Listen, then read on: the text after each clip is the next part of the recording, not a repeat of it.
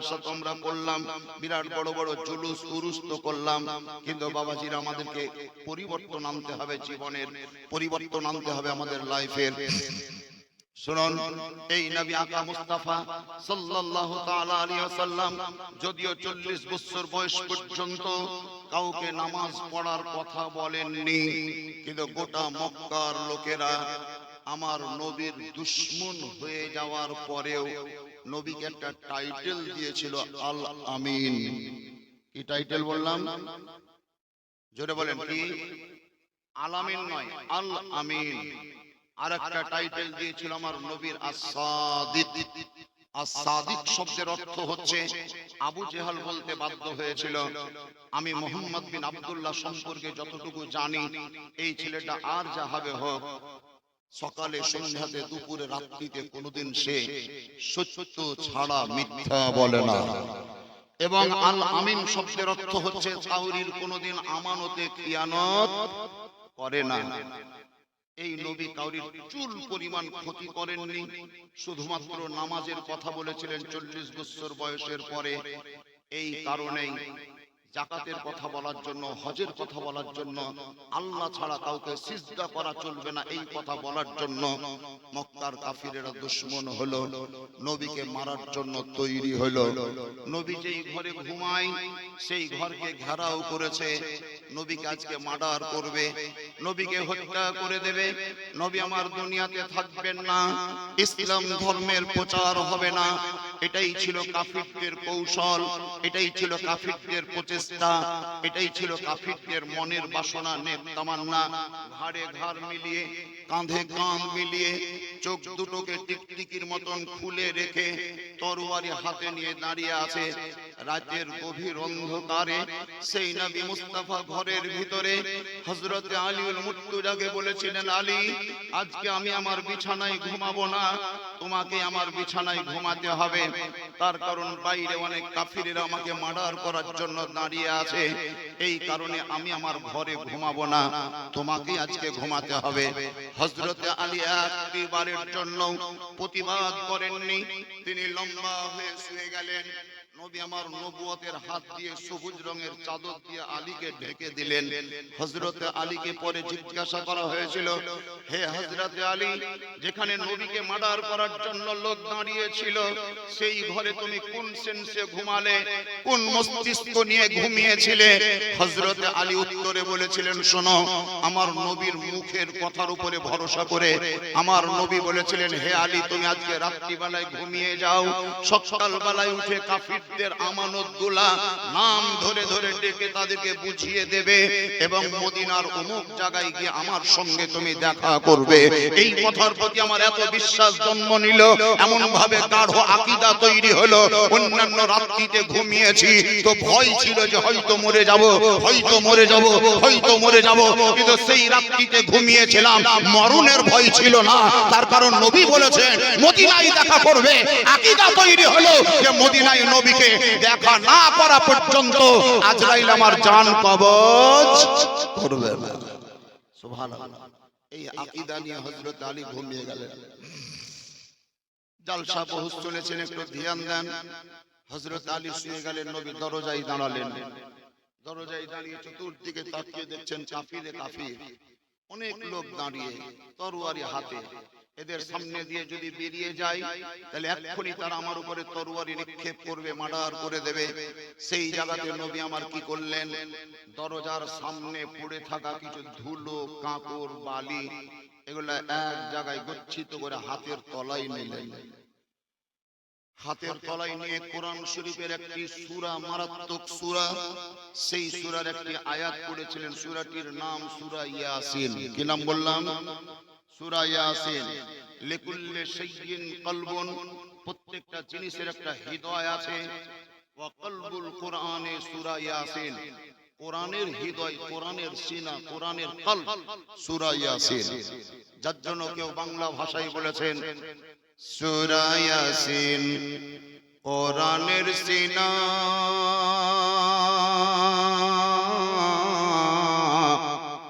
মাটির সিনা হয় মদিনা। সুবহানাল্লাহ। সূরা ইয়াসিন কোরআনের সিনা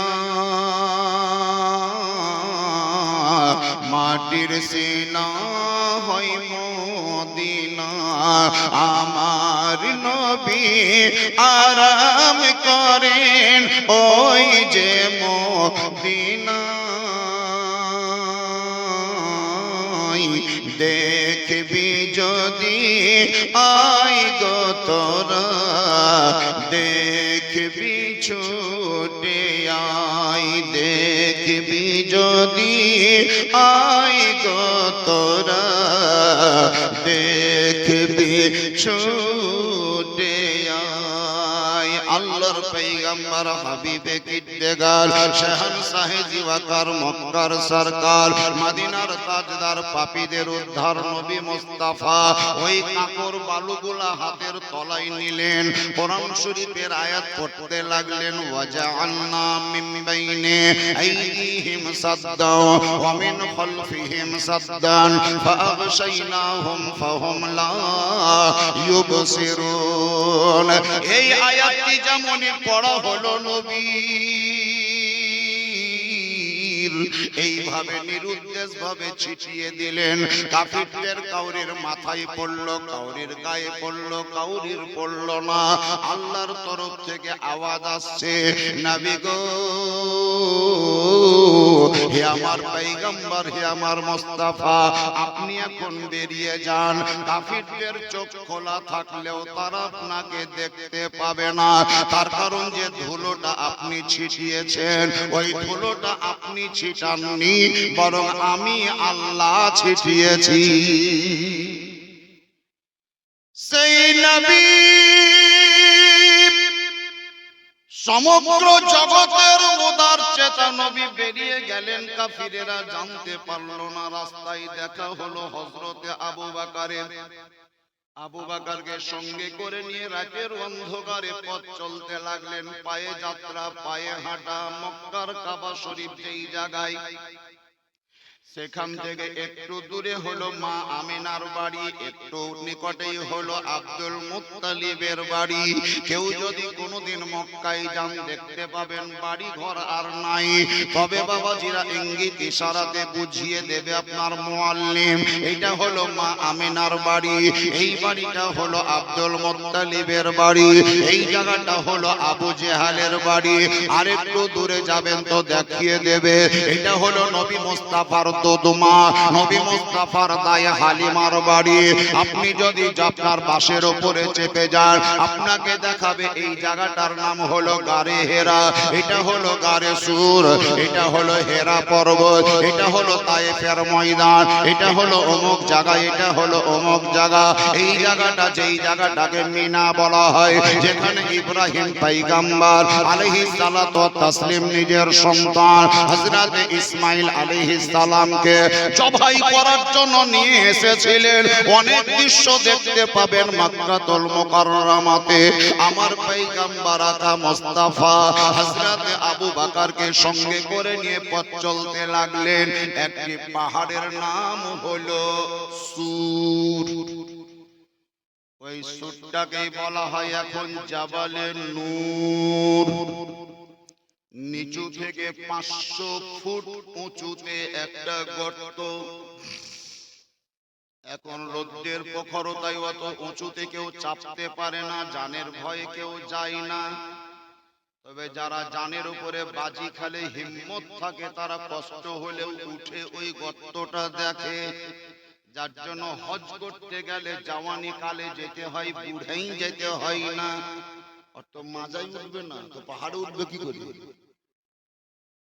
আল্লাহর নবী আকা মুস্তাফা আবু বকর সিদ্দিককে সঙ্গে করে নিয়ে পাহাড়ের উপরে উঠে গেলেন গারে সুরের মুখের সামনে দাঁড়িয়ে গিয়ে আবু বকরকে বললেন আবু বকর আর পথ চলবো না সূর্য উদিত হতে যাচ্ছে ফজর হয়ে গেছে এখন যদি আমরা রাস্তায় চলি তাহলে হয়তো কাফিরেরা দেখতে পেয়ে যাবে হত্যা করে দেবে কিংবা গ্রেফতার করবে এক কাজ করো, এই গর্তের ভিতরেই আমরা আশ্রয় নেব, 3 দিন 3 রাত্রি থাকবো, মক্কার আবহাওয়াটা বুঝবো, তারপরে আমরা পথ চলতে শুরু করব। হযরত সাইয়্যিদনা আবু বকর সিদ্দিক রাদিয়াল্লাহু তাআলা আনহু বলেন, আসসালাতু ওয়াসসালামু আলাইকা ইয়া রাসূলুল্লাহ, আসসালাতু ওয়াসসালামু আলাইকা ইয়া হাবিবাল্লাহ, নবী গো, ওগো আল্লাহর নবী, আল্লাহর পয়গম্বর। এই গর্তটাতে কোনো মানুষজন বসবাস করে না, কেউ কোনোদিন ঝাঁটা দেয় না, কেউ পরিষ্কার পরিচ্ছন্ন করে না, আবর্জনাতে পরিপূর্ণ হয়ে আছে। এই কারণে আপনাকে ভিতরে যেতে দেব না, আপনি উপরে একটু অপেক্ষা করুন, আপনি উপরে একটু ইন্তজার করুন, আমি ভিতরে যাই, পরিষ্কার করি। যখন ভিতরটা পরিষ্কার হয়ে যাবে, আপনাকে নিচে আসার জন্য আমি ডাক দেব, ওই সময় আপনি ভিতরে যাবেন। নবী আমার উপরে থাকলেন, আবু বকর ভিতরে গেলেন। ঝাঁটা সঙ্গে নিয়ে যাননি, ঝাড়ু সঙ্গে ছিল না, দুটো হাতে এইভাবে টেনে টেনে আবর্জনা গুলাকে জড়ো করে খাবল ধরে ধরে মারলেন, পাক মেরে দিলেন, পরিষ্কার হয়ে গেল। ওই গর্তের যখন দেওয়ালের দিকে চোখ পড়ল আবু বকরের, তখন ছোট ছোট ছিদ্র মানে খাল দেখতে পেল। মন বলছে, আবু বকর তুমিও রাত্রি জাগা, নবীও রাত্রি জাগা, দুইজনকে হয়তো ঘুম ধরে যাবে, হতে পারে গর্তের ভিতর থেকে কোন সর্প বেরিয়ে এসে তোমাকে না হলে নবীকে দংশন করবে। তা তোমার তো কোনো ব্যাপার নেই, কিন্তু নবীকে তো বাঁচাতে হবে, কেমন করে বাঁচাবে? হযরতে সাইয়্যিদনা আবু বকর সিদ্দিকের গায়ে যে জুব্বাটা ছিল, যে জামাটা পরিহিত অবস্থায় ছিলেন, যে জামাটা তিনি গায়ে দিয়েছিলেন, নবীর মহব্বতে জামাটাকে খুললেন আর মায়া মমতা করলেন না, দুই হাতে ফড়ফড় করে ছিঁড়ে টুকরো টুকরো করে ন্যাকড়া বানিয়ে দুই হাতের তলায় নিয়ে গোল করে গুলটি বানিয়ে গর্তের মুখে মুখে দিতে দিতে দরজা বন্ধ করে দিলেন। সব দরজা বন্ধ হয়ে গেল, কিন্তু একটা দরজা বন্ধ হয়নি। আবু বকর বলছেন, চিন্তা নাই, টেনশন নাই, একটা বন্ধ না হলো তো কি হলো, আমি পাখানাকে লম্বা করব আর ওই গর্তের দরজায় গোড়ালি মানে গড্ডাটা রেখে দেব, আর কোনো চিন্তা নাই। নবীকে ডাকলেন, আসসালাতু ওয়াসসালামু আলাইকা ইয়া রাসূলুল্লাহ, আসসালাতু ওয়াসসালামু আলাইকা ইয়া হাবিবাল্লাহ, নবী গো আপনি নিচে অবতরণ করুন, আর কোনো চিন্তা নেই। নবী আমার নিচে যেমনই প্রবেশ করলেন, আল্লাহ তাআলার কুদরত দেখেন, আল্লাহর কারিশমা দেখেন, আল্লাহর মহিমা দেখেন। আল্লাহ তাআলা কোরআন পাকের মধ্যে বলেন, ইন্নাল্লাহা আলা কুল্লি শাইইন কাদির, সব শক্তির মালিক হলো আল্লাহ। যে আল্লাহ রাত্রিকে দিন করতে পারে, সেই আল্লাহ দিনকে রাত্রে রূপান্তরিত করতে পারে, সমুদ্রকে শুকিয়ে মরুভূমি বানাতে পারে, মরুভূমিকে আপনার পানির দ্বারাই সমুদ্র বানিয়ে দিতে পারে। যে আল্লাহ ক্ষুদ্রকে বৃহৎ বানায়, সেই আল্লাহ বড়কেও ছোট করে দেয়। ওই আল্লাহ গরিবকে বাদশা বানায়, আবার বাদশার হাতে ভিক্ষার ঝোলা ঝুলিয়ে দেয়। আল্লাহর হুকুম হলো, যেমনই নবী ভিতরে প্রবেশ করলেন, ওই গর্তটার দরজায় অটোমেটিক আল্লাহর হুকুমে সাত সাত একটা বৃক্ষ তৈরি হলো, মানে গাছ তৈরি হলো। সুবহানাল্লাহ বলেন। কেউ লাগাতে চাইনি, আল্লাহর হুকুমে গাছ তৈরি হলো। গাছের দুটো শাখা, এটা একটা, এটা একটা, এটা হলো ওপর দিকে, আর এই শাখাটা ঝুঁকে গেল গর্তের দিকে। খুব ঘন ঘন পাতা, গর্তের মুখটাকে যেন ঢেকে নেওয়ার মতো একটা আল্লাহর কুদরত। দ্বিতীয় কুদরত যদি বলেন, তাহলে ওই গাছের পাতার নিচে কোথায় ছিল, এসে মাকড়সা জাল বুনিয়ে দিল। মানুষ ঢুকেছে, কেউ যেন বুঝতে না পারে, ভিতরে মানুষ গিয়েছে, কেউ যেন আন্দাজ করতে না পারে। এটাও হলো একটা আল্লাহর কুদরত। 3 নম্বরের আল্লাহর কুদরত দেখেন, কোথা থেকে একটা পাখি উড়ে চলে এলো, ওই গাছের দুই ডাল ডালের মিডিলে বাসা তৈরি করলো। 4 নম্বরের কুদরত দেখেন, ওই বাসার ভিতরে পাখিটা আবার ডিম সহ পাড়লো। তার মানে গর্তে মানুষ আছে, কোনো মতে মানুষ ধারণা করবে না, তাসাউরের মধ্যে আনতে পারবে না, চিন্তা করতে পারবে না। এই দিকে আল্লাহর নবী আকা মুস্তাফা হযরতে আবু বকরের জাঙ্গের উপরে মাথা দিলেন, পা দুটোনাকে লম্বা করে দিলেন। নবী আমার 2 চোখ বন্ধ করে যেন তন্দ্রা ভাবের মতন চোখ বন্ধ করেছেন। ওইদিকে আবু বকরের গোড়ালি গর্তের মুখে আছে, এইদিকে সকাল হয়ে গেছে।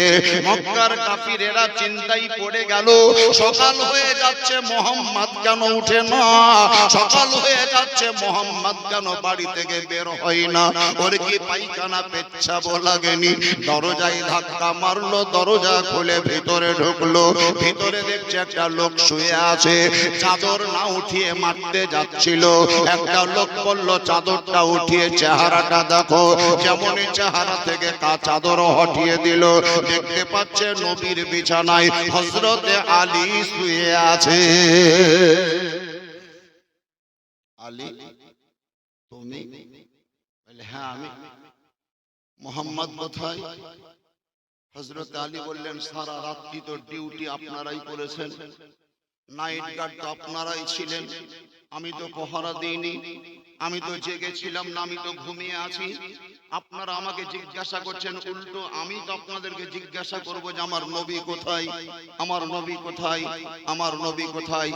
কাফিরেরা একজন অন্যজনকে বলা বলি করতে লাগলো, আলীর সঙ্গে বাগবিবাদে জড়িত হয়েও না, মুহাম্মদ কোন দিকে গিয়েছে তাড়াহুড়া করে দেখো। তারা পথ চলতে লাগলো, খুঁজতে লাগলো নবী কোন রাস্তায় গিয়েছে, কোন রাস্তায় গিয়েছে। খুঁজতে খুঁজতে খুঁজতে খুঁজতে ঠিক ওই গর্তের মুখের সামনে হাজির হয়েছে। হযরত আবু বকর সিদ্দিকের চোখ খোলা ছিল, নবীর চোখ বন্ধ ছিল। কাফিরদের পায়ের পাতা দেখতে পাচ্ছেন আবু বকর, আঙ্গুলের মাথা দেখতে পাচ্ছেন আবু বকর। মুখে জোরে আওয়াজ না করে নবীকে একটু টাচ করে বলছেন, ইয়া রাসূলুল্লাহ, ইয়া হাবিবাল্লাহ, নবী গো। ওই দেখেন কাফিরদের পায়ের আঙ্গুল দেখতে পাওয়া যাচ্ছে। মনে হয় আমাদেরকে গ্রেফতার করে নেবে, মনে হয় আমাদেরকে অ্যারেস্ট করে নেবে, হয়তো আমাদেরকে ধরে ফেলবে, মার্ডার করে দেবে। আমাদের আর বাঁচার কোনো পথ নেই, আমরা আর পালিয়েও যেতে পারবো না, আত্মগোপন করতে পারবো না। আমার নবীর জায়গায় যদি আপনি আমি হতাম, তাহলে আবু বকরকে বলতাম, মুখে আঙুল দিয়ে চুপ করো, কথা বলিও না, একটু সিটে শুটে বসো, আওয়াজ করিও না, সুরুক সারুক কিচ্ছু করিও না। কিন্তু আমার নবী যেহেতু, তাই নবী বলেছিলেন, আবু বকর চিন্তা করিও না, লা তাহজান ইন্নাল্লাহা মা'ানা। হে আবু বকর, যদিও কাফিরেরা চলে এসেছে, কিন্তু তুমি চিন্তা করিও না, তার কারণ ওরা আমাদেরকে ধরতে পারা তো দূরের কথা, তারা আমাদেরকে দেখতেও পাবে না, দেখতেও পাবে না। এইদিকে আবু বকরের মনের মধ্যে শান্তি চলে এলো, তৃপ্তি চলে এলো, ওরা দেখতে পাবে না। কাফিরদের মধ্যে আলোচনা হতে লাগলো, এই গর্তটা দেখ। একজন লোক বলছে, তোর মাথায় বুদ্ধি আছে? গাছের পাতা গর্তকে ঢেকে আছে, দেখতে পাস না? মানুষ যদি ঢুকতো 2-10টা পাতা ঝরে ঝরে পড়তো। আরেকজন বলছে, আরেকটা জিনিস দেখ, মাকড়সাতে জাল পেতেছে, তাও মানুষ যদি ঢুকতো তাহলে মাকড়সার জাল থাকতো না। আবার একজন বলছে, আরেকটা জিনিস দেখেছিস?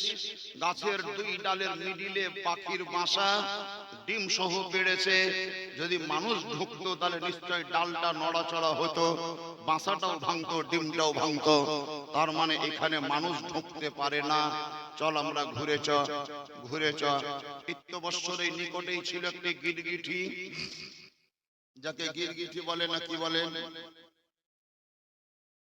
গিরগিটি বলে, আবার কেউ কে ডাহিন বলে, কেউ আবার কাফির বলে। আর আমাদের এই রাঢ়ী অত্র এলাকার ছোট ছোট ছেলে থেকে মামুনরা পর্যন্ত লহু খোকা বলে। শুনেননি? লহু মানে রক্ত, খোকা মানে খাওয়া। লহু খাওয়া মানে রক্ত খাওয়া। আর এই কান ফাটা ফুলে থাকে, গলাটা লাল হয়ে থাকে। ছাগল চড়াতে যাওয়া রাখাল, গরু চড়াতে যাওয়া রাখাল, বাই চান্স যদি তাকে দেখতে পাই, তার গরু ছাগল যে দিবে জাগা, আপত্তি নেই, কিন্তু ওকে না মারা পর্যন্ত দম নেবে না। ওকে মারার জন্য স্পৃহা তৈরি হলো কেন? ওকে মারার জন্য ইচ্ছা জাগলো কেন? ওকে মারার জন্য তার ঈমান তৈরি হলো কেন? কারণ একটাই, ওই সেই গিরগিটি বা কাফির বা ডাহিন কাফিরদের দিকে তাকিয়ে তাকিয়ে গর্তের দিকে মাথা হিলিয়ে এইরকম করে দেখিয়েছিল, মাথা ঝুঁকিয়ে দেখিয়েছিল যে তোমরা এই ঘুঘুর বাসা দেখে, পাখির ডিম দেখে, মাকড়সার জাল দেখে, গাছের পাতা দেখে মনটাকে ভাঙায়ও না, ঢুকো, ভিতরেই মোহাম্মদ আছে, ঢুকো, ভিতরেই আবু বকর আছে। তার মানে এই ডাহিনের বা এই কাফিরের এই ইঙ্গিত করাটাই প্রমাণ করলো যে তুমি নবীর দুশমন, যার জন্য আল্লাহর তরফ থেকে প্রতিটি মানুষের অন্তরে তার দুশমনী সৃষ্টি হয়েছে। ও এককালে নবীর দুশমনী করেছে, সেহেতু হে মুসলমান সম্প্রদায়, তোমাদেরও ও দুশমন। এখান থেকে প্রমাণিত হলো যে নবীর দুশমন হবে গোটা মুসলমান জাহানের দুশমন হবে। যে নবীর শত্রুতা করবে সে ঈমানদার ব্যক্তির জন্য দুশমন হয়ে যাবে। মান আদালি ওয়ালিয়ান ফাকাদ আযানতুহু বিল হারব। আল্লাহ তাআলা বলেছেন যে আমার বন্ধুর সঙ্গে দুশমনি করবে, আমি আল্লাহ তাহার সঙ্গে যুদ্ধের চ্যালেঞ্জ করলাম। হে বাবাজিরা, মা এবং বোনেরা, যদিও সেই দিন ডাহিন বা সেই গিরগিটি নবীকে ধরাবার জন্য ইঙ্গিত করেছিল, কিন্তু কাফিরেরা ধরতে পারেনি, বুঝতে পারেনি, ফিরে পালিয়ে গেল। এইদিকে নবী আমার তন্দ্রা ভাব, আবু বকরের পা যেই জায়গায় রাখা ছিল সেই জায়গাতে রাখা আছে। দীর্ঘদিন ধরে ভিতরেই ছিল একটি সর্প, আবু বকরের পায়ের গোড়ালিতে টাচ করেছে। পা হটাও, পা হটাও, পা হটাও, আমি নবীকে দেখবো। সুবহানাল্লাহ বলেন, আরো জোরে বলে দিন সুবহানাল্লাহ। পা হটাও, আমি নবীকে দেখবো, পা হটাও, আমি নবীকে দেখবো, পা হটাও, আমি নবীকে দেখবো। আল্লাহর পয়গম্বর আকা মুস্তাফাকে দেখার জন্য বারবার চেষ্টা চালিয়েছিল সর্প, কিন্তু আবু বকর দেখলেন আমার নবীর খাতিরে আমি যদি পা টেনে নিচ্ছি তাহলে এই সর্প আমার নবীকে কামড়াবে, যার জন্য আবু বকর পা হটাননি। সাপ দেখলো আর আমার সুবর্ণ সুযোগ হাতছাড়া করা যাবে না। আবু বকরের পায়ের গোড়ালিতে কামড় দিল, দংশন করলো, বিষটা গোটা শরীরে ছড়িয়ে গেল।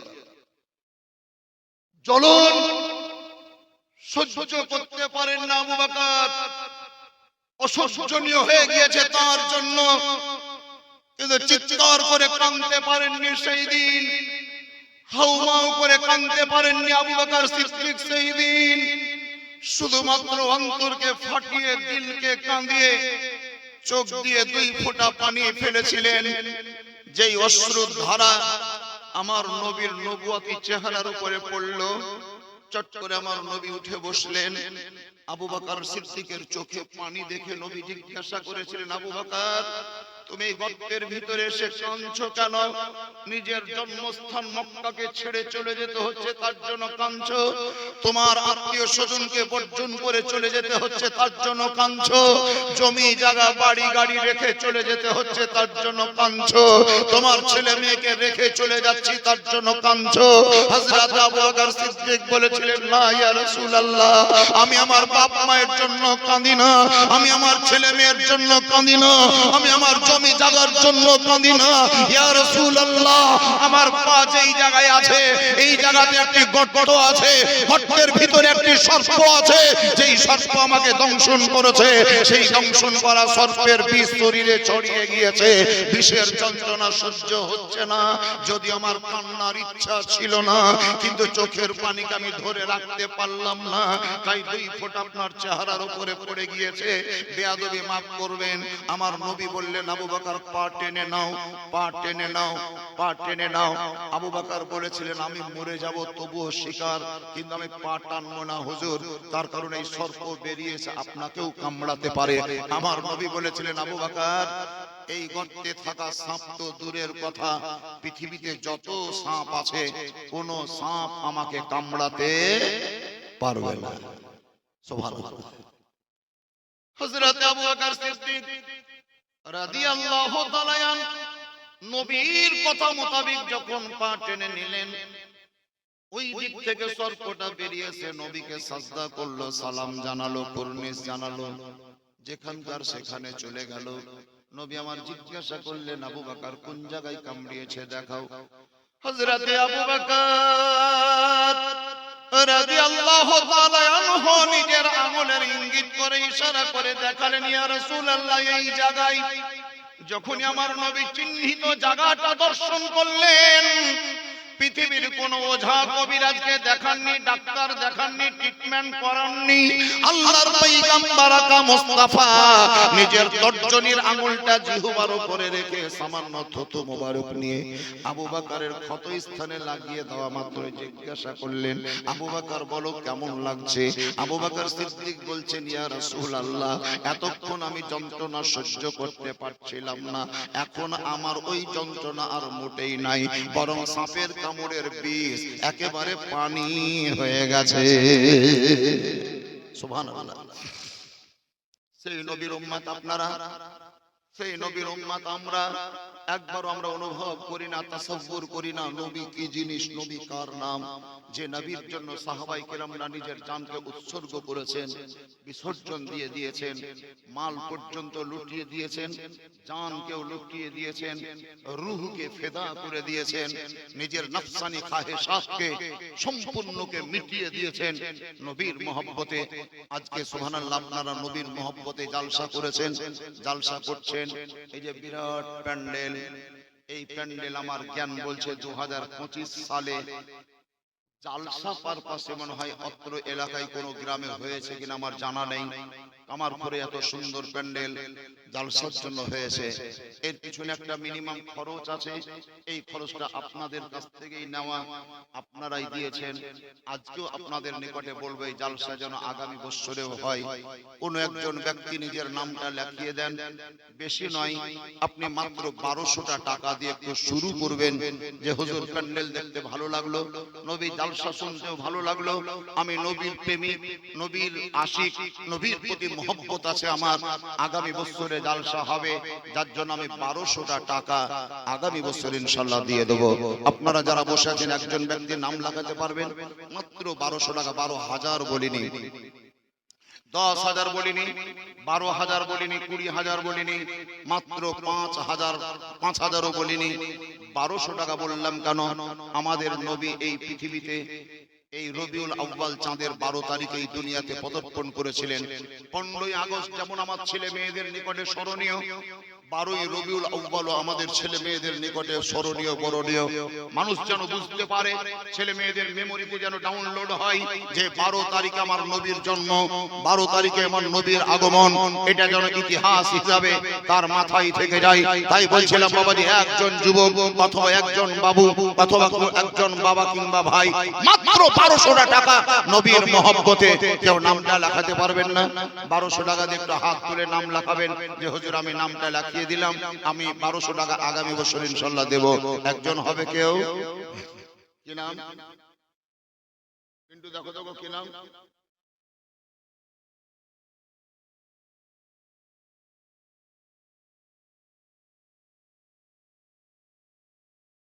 বকুল শরীফুলের ভাই, শরীফুল ছোট